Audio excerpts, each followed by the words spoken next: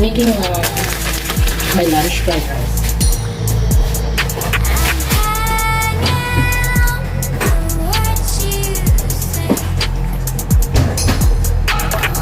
The very simple fried rice.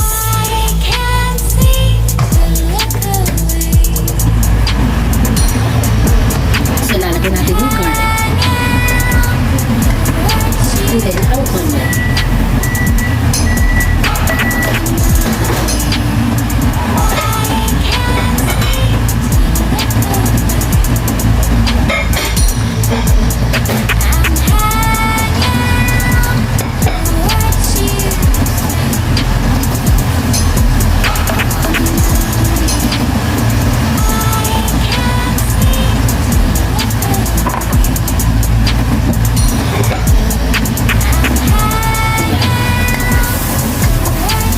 Igisa-gisa. Siyempre. Ayan, igisa natin.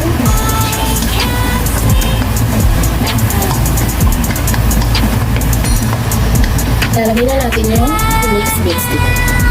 Kung wala na kayong process, pwede naman fresh. Depende sa inyo. Pwede rin mo lang dito. Depende yung sa gusto nyo.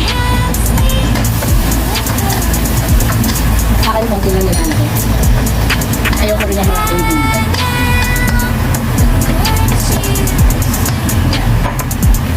Kasi mix na. Actually, very easy lang yung gawin yung rice.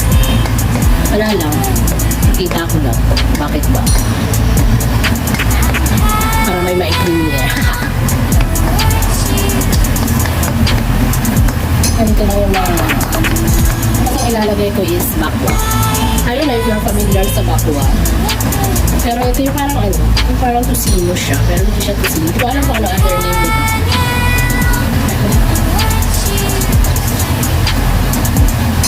Like this.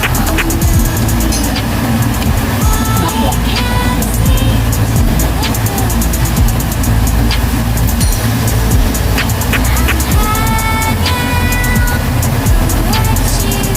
I want to try this bakwa. I'm not sure in the video.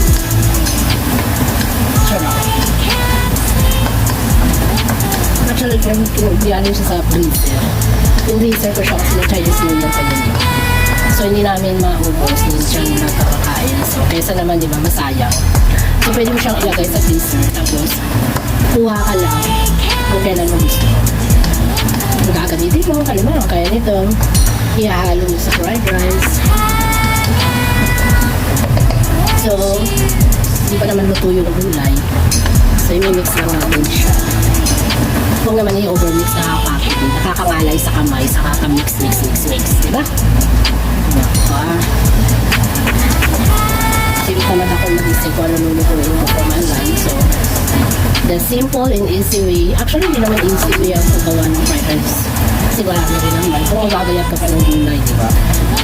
Pero kung ready-made na yung mga gulay mo, mga nakaprocess, pwede i-process mo na lang siya. Ayan natin. Ayan. So, malambot na yung gulay, syempre. Ilalagay ko na yung bakwa. Ilalagay ko naman siya. Mag-moist yung kanyang lasa. Ma-absorb ng ating mga gulay. Ayan. So, hindi ko siya nilagyan ng salt kasi medyo may ano na yun eh. May lasa na yung bakwa. So, kung baka mamaya ma-absorb na rin naman yung kung ano yung lasa niya. Hindi naman siya maala. Pero syempre kung dadagdagan mo siya ng asin, makamaya umalat mo pa yung rice. At kaligit-ligit pa yung ibayan ng gulay. Lalaki ng liwa. Yan naman nakawag ng kakain. Ganon din naman yun. Nagdidikit pa yung ito. Kaya mo naman maghihiwa-hiwa ng gulay. Kaya naman forever. Mas masarap kasi ito. Ayan, naghiwalay na sila. Nainitan na sila sa isa't isa. So, usa silang maghihiwalay. Kapag masyado na mainit ang nararamdaman nila, so hindi lang distancing.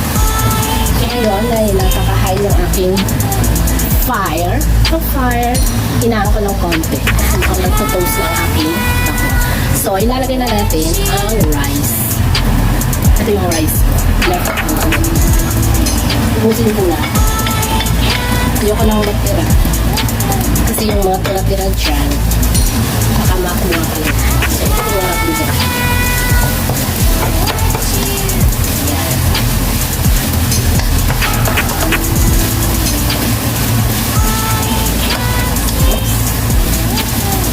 Lapas.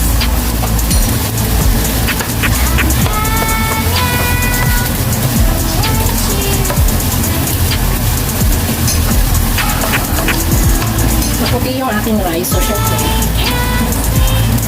nalagyan ko siya ng soya. Superior light soy sauce.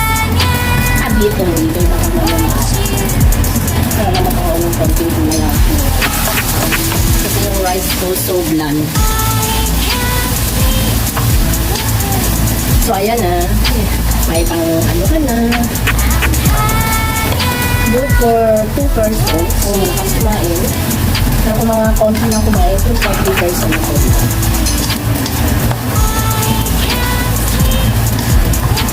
May pang lunch na ako, may pang dinner na kami ni Happy. Eh, tinatamad ako mag-ito pa kami.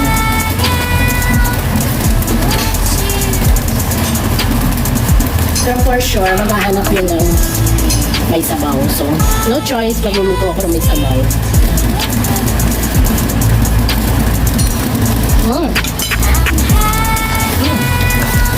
Good. Yung asawa ko, may libre sa sabaw. Kasi mga siyempre, very hard working. Sometimes, yung lunch niya na nabibili sa labas, walang sabaw. Konti pa. Ano ito? Sarap.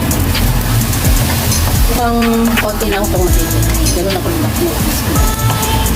pero I'm not really feeling well, so maybe konti lang hakin. Ayan, so luto na. Ayan na, okay na siya. Siyempre, luto na naman talaga. Kasi ang rice is luto na. Kung leftover rice na ito. So, ayan.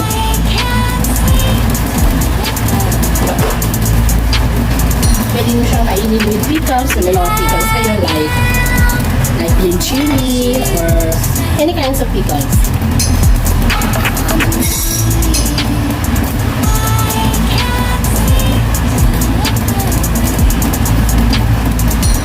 Any kind of pickles that's suitable to your taste, so it's okay then. Ganyan lang. Pwede rin chili lang. Kung wala kayong mga pickles.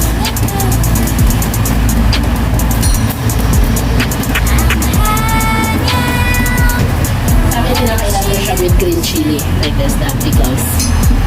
And then sometimes chili sauce like this.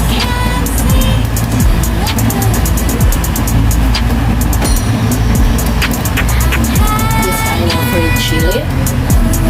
Yeah, nakailan ko siya na ganito. So ngayon, hindi ako magpapakita na kinakain ko to. Kasi I'm still not feeling well. So I don't want you guys to see me. Because may mga rashes ako. Siguro sa heat, I'm negative. At yun siguro sa medicine na tinitake ko, nagkaroon ako ng rashes or maybe reaction din ng heat from your body, mga ganun. So yun na guys, done. That's my lunch for today. And surprise! This is way of my simple fried rice. It's so good. You can put some garlic, spring onion as well, or coriander. It's up to you, but for me, I don't put garnish on my fried rice.